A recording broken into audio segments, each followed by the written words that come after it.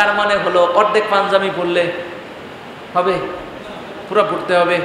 অর্ধেক কোরআন মানলে হবে, পুরা মানতে হবে। অর্ধেক নবীজি সিরাত মানলে হবে না পুরা মানতে হবে?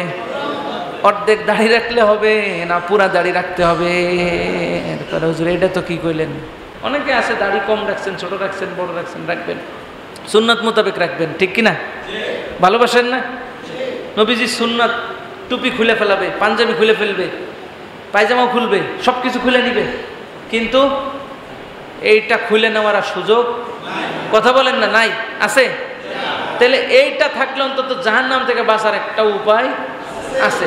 নিয়ত করেন আল্লাহ, যাদের আছে তারাও নিয়ত করেন আল্লাহ আজকে থেকে দুনিয়ার কোনো উদ্দেশ্যে আমি দাড়ি রাখলাম না, একমাত্র আপনার হাবিবের সুন্নত দাড়ি রাখা, এজন্য আমি দাড়ি রেখে দিলাম।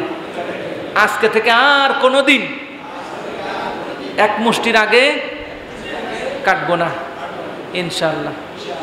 সবাই আমরা নিয়ত করছি। আমরা দাড়ি রাখছি কার মহব্বতে? নবীজির সুন্নতের, ঠিক না? এটা হলো ওয়াজিব পর্যায়ের সুন্নত। দাড়িটা কি ওয়াজিব। আরে যারা দাড়ি রাখছে তাদের সম্মানিত আলাদা, পথে কেটে গেলে সালাম দেয় না? আর এদেরকে ফেরেশতারাও সম্মান করে, সুবহানাল্লাহ। সাদা দাড়িগুলো বেশি ভালো লাগে। এই যে দেখেন ওই কি সুন্দর রং দিয়ে রাখছে, যে ইমাম সাহেব হুজুরের, মাশাআল্লাহ, বলেন না আলহামদুলিল্লাহ। এটা একটা নুরানিয়াত, সৌন্দর্য, সুন্নাত। যার আমলে আছে সুন্নাত সে রাসূলুল্লাহর, যার আমলে নেই সুন্নাত সে নয়, ঠিক কিনা বলেন? সুন্নতের আমল হইতে হবে। আল্লাহ আমাদেরকে, আমাদের সবাইকে ইলম অনুযায়ী আমল করার তৌফিক দান করুন।